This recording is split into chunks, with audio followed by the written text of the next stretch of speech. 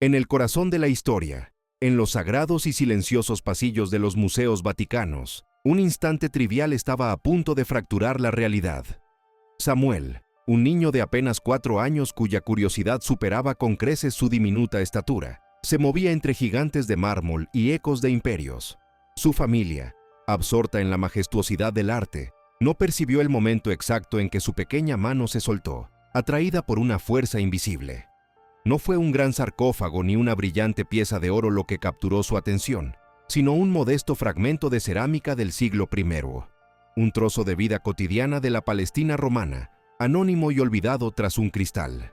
Aquel simple gesto, un toque infantil y espontáneo, sería el detonante de una revelación que sacudiría los cimientos de la fe y la ciencia por igual, un susurro que se convertiría en un trueno. En el instante en que sus dedos rozaron la superficie fría y antigua del caco de arcilla, una metamorfosis sobrecogedora se apoderó de Samuel. Sus ojos, antes llenos de la inocente alegría de un niño, se cerraron con una solemnidad impropia de su edad, como si se volviera hacia un paisaje interior vasto e inexplorado. De sus labios comenzó a fluir un torrente de palabras, no en su lengua materna, ni en ningún idioma que hubiera escuchado jamás, sino en un dialecto arameo perfecto y fluido, la lengua de los profetas y del propio Cristo. La melodía gutural y antigua llenó el aire reverente del museo, silenciando los murmullos de los turistas y atrayendo la atención incrédula de los guardias. Helena, su madre, corrió hacia él, el pánico helando sus venas al ver a su hijo transformado en un oráculo de otro tiempo. Lo que Samuel describía no era una simple visión, sino una vivencia completa, una inmersión sensorial en un pasado remoto. Narraba con una claridad asombrosa la escena de un joven carpintero llamado Yeshua, en un taller polvoriento bañado por el sol de Nazaret. Este no era el predicador de las multitudes, sino un maestro enseñando a otros niños a sentir la forma de la madera antes de cortarla. Hablaba de intuición, de una conexión profunda con la materia, describiendo cómo cada fibra de la madera contenía una memoria y un potencial. Sus palabras, traducidas más tarde por los expertos del Vaticano, no sonaban a doctrina religiosa, sino a una forma avanzada de física y conciencia, un conocimiento que la humanidad apenas comenzaba a vislumbrar 2 milenios después. El incidente provocó una onda de choque inmediata. El asombro dio paso a la confusión y luego a una alarma contenida. Los guardias del Vaticano, entrenados para lidiar con amenazas terrenales, se encontraron paralizados ante un evento que desafiaba toda lógica. La noticia ascendió rápidamente por la jerarquía eclesiástica, llegando a los oídos de aquellos cuya tarea es proteger los secretos y la doctrina de la Iglesia. En pocas horas, el ala del museo fue cerrada al público y la familia de Samuel fue conducida discretamente a una sala privada, lejos de las miradas curiosas. El Vaticano, guardián de milenarios secretos, se enfrentaba ahora a uno que había cobrado vida ante sus propios ojos, a través de la voz de un niño. Ellos mal sabían que aquello era apenas el comienzo. Para Helena, una respetada académica de historia del arte, el evento fue una pesadilla lúcida. El terror primordial de una madre por la seguridad de su hijo se mezclaba con la incredulidad de la científica. Su primera reacción fue protectora, un intento desesperado de silenciar a Samuel, de esconderlo de las miradas intensas y calculadoras de los clérigos que los rodeaban. Temía que su hijo fuera visto como un fraude, o peor aún, como un objeto de fanatismo o explotación. En su mente luchaban la evidencia innegable de lo que había presenciado y el instinto visceral de negar lo imposible para poder regresar a la normalidad. Pero la normalidad ya se había hecho añicos y ella se encontraba en el epicentro de la fractura. Fue entonces cuando entró en escena el padre Mateo, un historiador jesuita y uno de los principales expertos del Vaticano en antigüedades. Un hombre cuya fe estaba firmemente anclada en la razón y la evidencia empírica. Su misión inicial, dictada por sus superiores, era clara y pragmática: desacreditar el suceso. Debía investigar, analizar y, en última instancia, exponer el truco, la coincidencia o el engaño. Se acercó a la familia con una cortesía profesional, pero sus ojos portaban el peso del escepticismo. Para él, la historia estaba llena de falsos profetas y milagros fraudulentos, y este caso, por más extraño que pareciera, seguramente no sería la excepción. Su reputación y la credibilidad de la institución dependían de su rigor. El conflicto central quedó establecido en esa sala silenciosa y austera. Por un lado, un niño que era un canal puro hacia el pasado. Por otro, una institución milenaria dedicada a interpretar y controlar ese mismo pasado. El padre Mateo personificaba esa dualidad. Su mente analítica buscaba patrones, fallos en la narrativa, cualquier indicio de que los padres de Samuel, quizás, lo habían entrenado. Su fe le decía que Dios obra de maneras misteriosas, pero su formación académica le exigía pruebas irrefutables. La tensión era palpable. La inocencia inexplicable de Samuel contra el escepticismo metódico de un hombre que había dedicado su vida a separar el mito de la historia. Para resolver la disyuntiva, el padre Mateo diseñó una prueba definitiva, un experimento infalible para validar o refutar la habilidad de Samuel. En una cámara segura dentro de los archivos secretos del Vaticano, un lugar donde pocos habían entrado, se dispusieron 3 objetos de procedencia absolutamente secreta. Solo Mateo y el custodio de los archivos conocían su origen. La atmósfera era de una tensión casi insoportable. Elena sostenía la mano de su hijo, su corazón latiendo con una mezcla de miedo y una incipiente esperanza. El futuro de Samuel, y quizás mucho más, se decidiría en los próximos minutos, con el simple toque de su mano. Lo que estaban a punto de presenciar cambiaría el curso de la historia para siempre. El primer objeto fue colocado sobre la mesa, una antigua moneda de bronce de la dinastía Ming. Mateo la observó, sabiendo que provenía de una excavación reciente y no catalogada.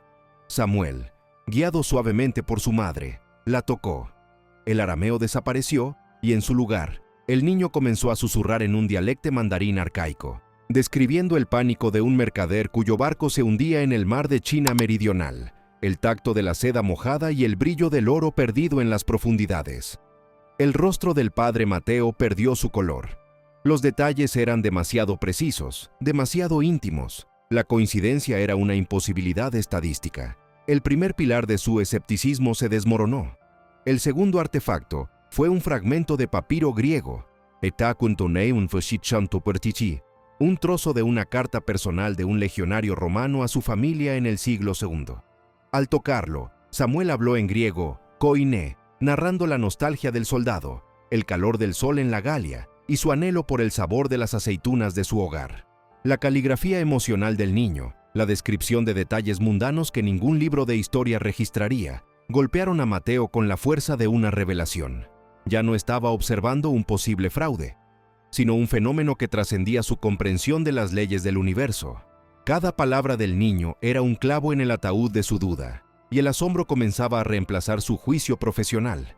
Finalmente, Mateo presentó la última pieza, una punta de flecha de obsidiana de una tribu nativa americana precolombina, cuya existencia era desconocida fuera de un círculo muy reducido de historiadores del Vaticano. Cuando Samuel la tocó, el aire de la sala pareció cambiar.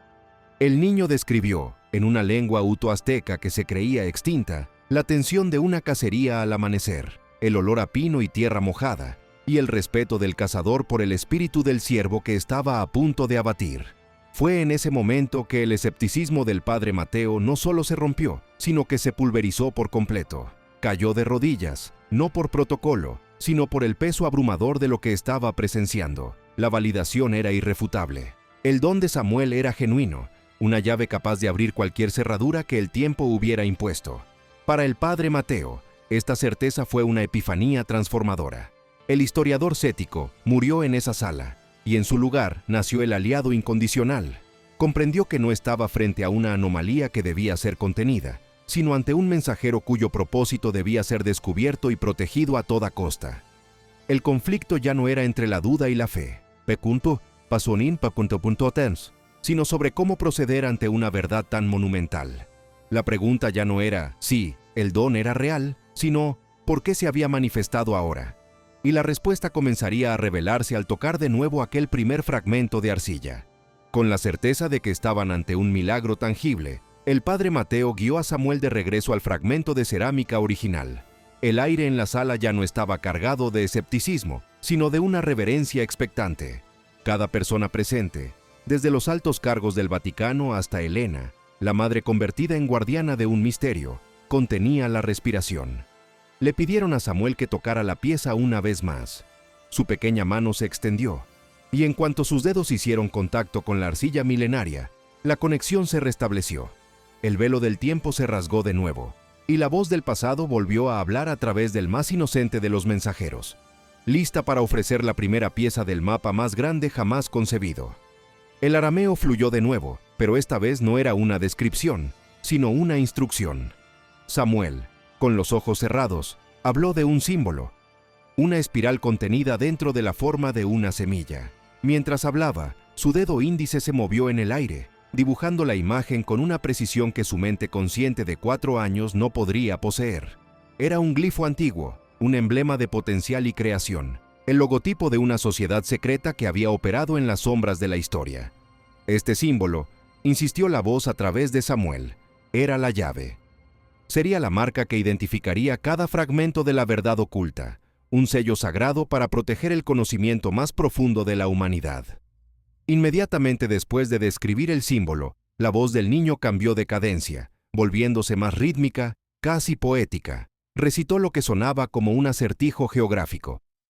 Una serie de frases crípticas que describían un lugar en la tierra.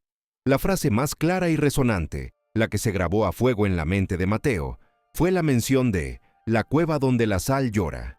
No eran coordenadas numéricas, sino una pintura verbal. Una pista diseñada para ser resuelta por la intuición, tanto como por el intelecto. Era una invitación a un viaje, el primer paso en un camino que había sido trazado 2 milenios atrás, esperando al viajero adecuado. Para el padre Mateo, la revelación fue como un relámpago. Su mente, antes una fortaleza de escepticismo, se había convertido en la herramienta más poderosa de la búsqueda. Mientras Samuel hablaba, el jesuita grababa cada sílaba, cada matiz, su pluma volando sobre el papel. Comprendió que el don del niño no era pasivo, era un instrumento interactivo, una brújula divina que podía ser consultada. La precisión de la información era abrumadora, no solo por su contenido, sino por su naturaleza. Era un rompecabezas deliberado, dejado por mentes antiguas y brillantes, un testamento de su fe en que un día, alguien como Samuel llegaría para resolverlo y reclamar su legado. El proceso de descifrado comenzó de inmediato, en las profundidades de la Biblioteca Apostólica y los archivos secretos del Vaticano. El padre Mateo se sumergió en un mundo de mapas antiguos, textos apócrifos y diarios de exploradores olvidados. La frase «la cueva donde la sal llora» se convirtió en su obsesión. Descartó interpretaciones metafóricas y se centró en la geografía literal. Su conocimiento le susurró una única y posible ubicación: el Mar Muerto, el lugar más bajo de la Tierra, famoso por sus formaciones de sal cristalizada que, bajo ciertas condiciones de humedad y erosión, parecen llorar, lágrimas salinas por las paredes de los acantilados. Era una descripción poética, pero geográficamente inconfundible. Con la región identificada, Mateo afinó su búsqueda. Se centró en la zona de Qumran, un lugar ya famoso por el descubrimiento de los manuscritos del Mar Muerto. La conexión era demasiado potente para ser una coincidencia. Los esenios, la comunidad ascética que probablemente escribió esos rollos, eran conocidos por su misticismo y por guardar conocimientos secretos. La hipótesis de Mateo se solidificó.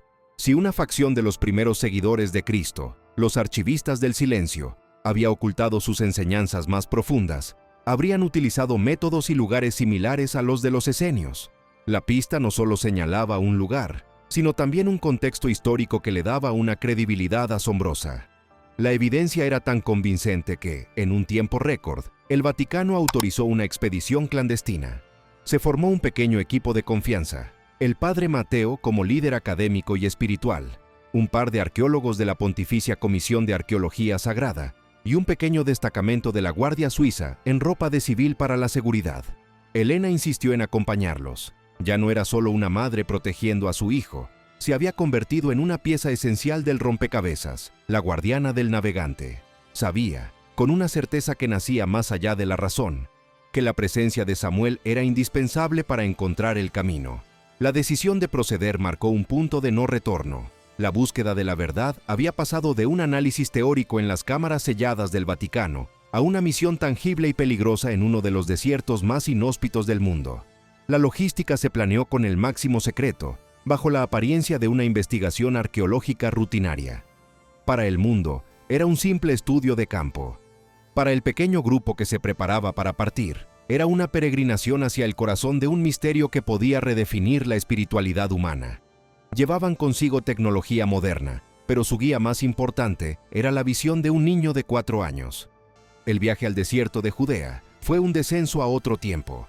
El paisaje lunar de colinas áridas y cañones polvorientos se extendía hasta el horizonte, un terreno que apenas había cambiado en 2 milenios. El calor era un enemigo físico, y el silencio, profundo y absoluto, parecía contener los ecos de todas las oraciones y profecías que habían nacido en esa tierra. El contraste entre sus vehículos, 4x4, y las antiguas sendas de pastores era un recordatorio constante de la brecha temporal que intentaban cruzar. La atmósfera estaba cargada de anticipación, la sensación de estar pisando un suelo sagrado, al borde de un descubrimiento monumental. La búsqueda comenzó siguiendo las indicaciones de los mapas de Mateo, que los llevaron a una serie de acantilados no catalogados cerca de las ruinas de Qumrán. Pero la zona era vasta, un laberinto de formaciones rocosas idénticas. Durante días, el equipo exploró cueva tras cueva, encontrando solo polvo y decepción. La moral comenzó a flaquear bajo el sol implacable. La lógica y la ciencia los habían llevado hasta allí, pero parecía no ser suficiente. El escepticismo, aunque derrotado en Roma, amenazaba con renacer en la aridez del desierto. La duda comenzó a susurrar que quizás habían interpretado mal la críptica poesía de la visión. Fue entonces cuando Samuel, que había estado mayormente en silencio durante el viaje, se volvió crucial. Mientras el equipo descansaba, frustrado, el niño se alejó, como atraído por un hilo invisible. Caminó con una determinación inusual hacia una pared de roca que no parecía diferente de las demás. No había ninguna entrada visible, ninguna marca que la distinguiera. Elena y Mateo lo siguieron, observando con una mezcla de esperanza y temor. Samuel se detuvo, extendió su mano y la colocó sobre la superficie de la piedra. En ese instante, una leve sonrisa apareció en su rostro, un gesto de reconocimiento que lo decía todo. «Aquí», susurró. El trabajo de excavación comenzó en ese punto exacto. Al principio, las herramientas golpeaban roca sólida, pero pronto, el sonido cambió, volviéndose hueco. Detrás de una capa de roca y sedimento compactado, descubrieron una pared falsa, una obra de mampostería antigua expertamente camuflada para mimetizarse con el entorno. La emoción electrificó al equipo. Con un cuidado extremo, retiraron las piedras, revelando una pequeña abertura oscura. Un soplo de aire frío y antiguo, que no había sentido la luz en 2000 años, escapó de la oscuridad, trayendo consigo el olor a polvo y a tiempo sellado. El momento que antes era solo una teoría se había vuelto tangible. Dentro de la cámara, el tiempo se había detenido. Era un espacio pequeño y deliberadamente austero, tallado en la roca viva. No había tesoros ni ornamentos, solo un pequeño pedestal de piedra en el centro. Y sobre ese pedestal, un único objeto, un jarrón de arcilla sellado. Estaba intacto, cubierto por el polvo de 20 siglos, pero inconfundiblemente preservado. El padre Mateo se acercó con una reverencia que rozaba la parálisis, su linterna temblando ligeramente en su mano. El haz de luz iluminó la tapa de cera que sellaba el jarrón, y allí, grabado con una claridad perfecta, estaba el símbolo que Samuel había dibujado en el aire, una espiral dentro de una semilla. El viaje de regreso a Roma fue un ejercicio de silencio y contención. El artefacto viajaba en un contenedor climatizado, tratado con más cuidado que cualquier tesoro de la corona. Cada miembro del equipo era consciente del peso de lo que transportaban. No era solo un hallazgo arqueológico de valor incalculable, era la primera confirmación física de una historia que desafiaba la propia historia. Era la prueba de que el don de Samuel no solo veía el pasado, sino que podía interactuar con él, siguiendo un camino dejado por guardianes olvidados. El mundo exterior continuaba su ruidosa rutina, completamente ajeno a que un pequeño jarrón de arcilla estaba a punto de cambiarlo todo. De vuelta en un laboratorio seguro y esterilizado en las profundidades del Vaticano, el delicado proceso de abrir el jarrón comenzó. Los expertos trabajaron con una concentración absoluta, sabiendo que eran los primeros seres humanos en tocar ese sello en 2 milenios. El momento en que el sello se rompió y la tapa fue retirada, fue recibido con un silencio sepulcral. Dentro, protegido por fibras de lino, yacía un único rollo de pergamino. Estaba perfectamente conservado por el clima seco del desierto y el sellado hermético, su escritura aramea todavía nítida y clara, como si hubiera sido escrita la semana anterior. La historia estaba literalmente en sus manos. Mientras los técnicos preparaban el pergamino para su análisis, una pequeña muestra del jarrón fue sometida a la datación por radiocarbono. Los resultados llegaron rápidamente y fueron concluyentes, confirmando una fecha entre el 20 y el 40 Bunafpevnade. C. La autenticidad del artefacto era científicamente irrefutable. Ya no había lugar para ninguna sombra de duda. Este pergamino era un mensaje directo de la era de Cristo, un susurro que había esperado pacientemente durante 20 siglos para ser escuchado. La tensión en la sala era casi insoportable mientras el padre Mateo se preparaba para traducir las primeras líneas, para ser el primero en leer las palabras perdidas. Pero lo que Mateo encontró al desenrollar el pergamino no era lo que esperaba. No era un evangelio perdido de la infancia de Jesús. No contenía relatos de milagros juveniles, ni parábolas desconocidas. El texto era algo mucho más estructurado, deliberado y, en cierto modo, más impactante. Era un prefacio, un manifiesto, la introducción a una biblioteca de conocimiento que no estaba contenida en ese único rollo. Las primeras palabras dejaron a Mateo sin aliento, pues revelaban la identidad y el propósito de sus autores, un grupo que se autodenominaba los archivistas del silencio. El texto explicaba, con una prosa elocuente y una lógica sobrecogedora, por qué las enseñanzas más profundas de Yeshua sobre la naturaleza de la realidad y el potencial humano habían sido deliberadamente ocultadas. Los archivistas, descritos como un círculo íntimo de sus primeros seguidores, habían comprendido que la humanidad de su tiempo no estaba preparada. Temían que un mundo gobernado por el miedo, la superstición y el ansia de poder tribal interpretaría estos conocimientos como brujería, o peor aún, los convertiría en herramientas de control y armas de una devastación inimaginable. Su acto no fue de censura, sino de protección. La revelación transformó la naturaleza de la búsqueda. Ya no se trataba simplemente de llenar un vacío histórico en la biografía de Jesús. Se trataba de descubrir una ciencia de la conciencia, un manual de instrucciones para el potencial humano que había sido considerado demasiado avanzado, demasiado peligroso para su época. El pergamino era un acto de amor y de fe en el futuro. Una cápsula del tiempo espiritual dejada por guardianes que creían que un día la humanidad alcanzaría la madurez necesaria para manejar una verdad tan poderosa. La sensación de responsabilidad que cayó sobre Mateo y Elena en ese momento fue inmensa. El pergamino no era el final del camino, sino el verdadero comienzo. Confirmaba que el conocimiento completo no se encontraba en un único lugar, sino que había sido fragmentado y distribuido en diferentes lugares sagrados del mundo antiguo, escondido a plena vista. Cada fragmento estaba protegido por acertijos y sellado con el símbolo de la espiral en la semilla. Este rollo era la piedra de Rosetta de su búsqueda, la clave para entender el alcance global del plan de los archivistas. Era un mapa conceptual que apuntaba a una red de secretos que abarcaba continentes y culturas, un rompecabezas de proporciones épicas. Y entonces, en el párrafo final del texto, llegó la revelación más personal y estremecedora. El pergamino hablaba de la necesidad de un futuro catalizador para reunir las piezas. Describía la llegada de un navegante, una conciencia lo suficientemente pura e infantil como para no ser corrompida por el ego o la interpretación, un alma capaz de resonar con la memoria de los objetos y navegar por las corrientes del tiempo. Al leer esta descripción, Mateo y Elena levantaron la vista del pergamino y miraron a Samuel, que jugaba tranquilamente en un rincón de la sala.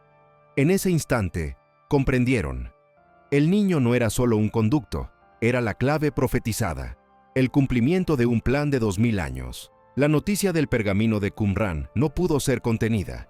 Como una onda expansiva, la historia de un niño profeta y un secreto de 2000 años se extendió por todo el globo, capturando la imaginación y la esperanza de miles de millones de personas. La discreta expedición del Vaticano se transformó de la noche a la mañana en el acontecimiento más seguido de la historia humana. Las cámaras del mundo se volvieron hacia el pequeño equipo, cuya cada acción era ahora analizada bajo una presión sin precedentes. La humanidad, dividida por tantas cosas, encontró un punto de unión en la espera. En medio de este torbellino, El padre Mateo le pidió a Samuel que tocara el pergamino una vez más, y el niño susurró una nueva pista poética. Bajo el león de piedra que custodia el saber del sol poniente, yace la raíz del conocimiento. El padre Mateo se sumergió en los archivos una última vez, esta vez con la ayuda de los más grandes historiadores del mundo. El acertijo era complejo, pero el contexto global aceleró su resolución. El sol poniente, en el mundo antiguo, a menudo se refería a Egipto. Y el saber era una alusión inconfundible a la Biblioteca de Alejandría, el mayor repositorio de conocimiento de la antigüedad. El león de piedra no podía ser otro que la Esfinge, o más probablemente, las estatuas que custodiaban el legendario Serapeum, la biblioteca hija que muchos creían que albergaba los textos más esotéricos. La pista apuntaba a un mito dentro de un mito, un archivo subterráneo secreto, construido para sobrevivir al fuego que consumió la gran biblioteca, un lugar cuya existencia se consideraba pura fantasía. El viaje a Egipto fue la antítesis de su sigilosa misión en el desierto. Aterrizaron en Alejandría ante una multitud de periodistas, científicos y líderes espirituales. Por primera vez en la historia moderna, las naciones pusieron de lado sus diferencias, ofreciendo recursos y expertos. La búsqueda de la verdad final se había convertido en un proyecto humano unificado, un testamento del poder de un misterio compartido para disolver las fronteras. Helena mantenía a Samuel cerca, protegiéndolo del caos, maravillada de cómo la visión de su pequeño hijo había logrado lo que la diplomacia de siglos no pudo: unir al mundo en un único propósito, con una única esperanza en el corazón. La excavación comenzó en el sitio del Serapeum, un evento transmitido en vivo a todos los rincones del planeta.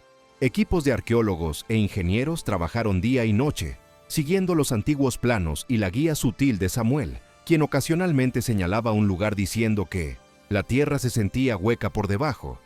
Finalmente, encontraron una anomalía, una sección del suelo que no correspondía a ningún plano conocido. Al excavar, descubrieron no una ruina, sino un ingenioso mecanismo de contrapesos y engranajes de bronce. Al activarlo, una sección entera del suelo descendió lentamente, revelando una escalinata que se perdía en una oscuridad perfecta y silenciosa. El mundo contuvo la respiración mientras el equipo se preparaba para descender al corazón de la leyenda. El archivo subterráneo no era una cripta polvorienta, sino una maravilla de la ingeniería antigua.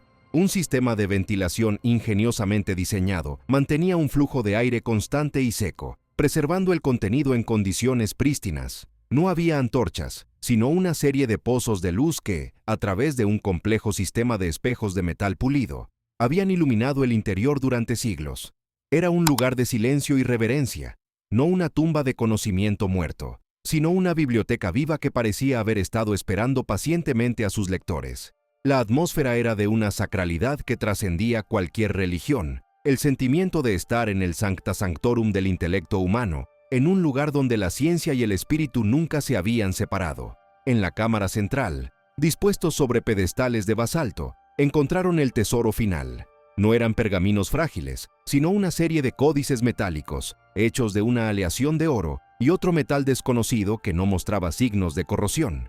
Cada placa estaba grabada con un texto minúsculo y preciso, y en la cubierta de cada códice estaba grabado el símbolo familiar, la espiral dentro de la semilla. Eran objetos de una belleza y una tecnología desconcertantes, un testimonio de que los archivistas del silencio no solo eran guardianes de la sabiduría, sino también maestros de una ciencia perdida. El padre Mateo se acercó, sus manos temblando al tocar el primer códice, sabiendo que estaba a punto de leer la verdad definitiva. Con un equipo de los mejores lingüistas del mundo a su lado, la traducción comenzó, transmitida en tiempo real para que toda la humanidad la presenciara. El contenido era asombroso, una revelación que sacudió los cimientos del pensamiento humano. Las enseñanzas de la semilla no eran una doctrina, sino un manual científico y espiritual. Describían la física de la conciencia, explicando cómo el pensamiento y la emoción interactúan con el tejido de la realidad a nivel cuántico. Revelaban que el reino de los cielos no era un más allá, sino un estado de percepción superior, una frecuencia vibratoria que la humanidad podía alcanzar al comprender y aplicar las leyes universales de la conexión, la empatía y la energía. La verdad final era a la vez simple y profundamente transformadora. Los milagros eran el resultado de una comprensión y aplicación de las leyes fundamentales del universo, accesibles a cualquier conciencia humana que alcanzara un estado de coherencia y unidad. El mensaje de Jesús no había sido sobre adoración, sino sobre despertar. Era una guía práctica para la evolución consciente de la especie, afirmando que el potencial crístico no era exclusivo de un solo individuo, sino la semilla latente dentro de cada ser humano. Ofrecía un camino universal que no borraba las religiones, sino que revelaba el núcleo científico y unificador que todas compartían, un puente dorado entre la fe y la razón. El impacto global fue sísmico. Tras un breve periodo de conmoción y debate, la autenticidad y el profundo poder del mensaje iniciaron una nueva era para la humanidad. Las viejas divisiones, basadas en dogmas religiosos y nacionalismos, comenzaron a parecer obsoletas y sin sentido frente a la verdad universal de la conexión humana. La ciencia y la espiritualidad, enemigas durante siglos, se fusionaron en un nuevo campo de estudio centrado en el potencial humano. Se inició un renacimiento global, no de arte, sino de conciencia, una reorientación completa de las prioridades de la civilización hacia la colaboración, el entendimiento y la exploración interior. La humanidad, por primera vez, tenía un propósito común y un mapa claro. La energía y los recursos que antes se dedicaban a la guerra y la competencia se redirigieron hacia la sanación del planeta y la erradicación del sufrimiento. Nació una nueva generación de niños en un mundo donde se enseñaba la física de la compasión en las escuelas, donde la meditación y el control de la energía interior eran tan fundamentales como las matemáticas. La sociedad comenzó a reestructurarse, no en torno al poder y la economía, sino en torno al crecimiento consciente y el bienestar colectivo, dando el primer paso real en su viaje evolutivo como especie planetaria unificada. Y en medio de esta revolución silenciosa, mientras el mensaje de los códices se integraba en el corazón de la civilización, la misión del navegante llegó a su fin. Un día, mientras jugaba en un jardín de Roma, Samuel miró a su madre, Helena, la profundidad insondable. La sabiduría de los siglos que a veces habitaba en sus ojos se había desvanecido. En su lugar estaba la luz pura y simple de un niño de 5 años. Parpadeó, como si despertara de un largo sueño, y le preguntó qué había para cenar.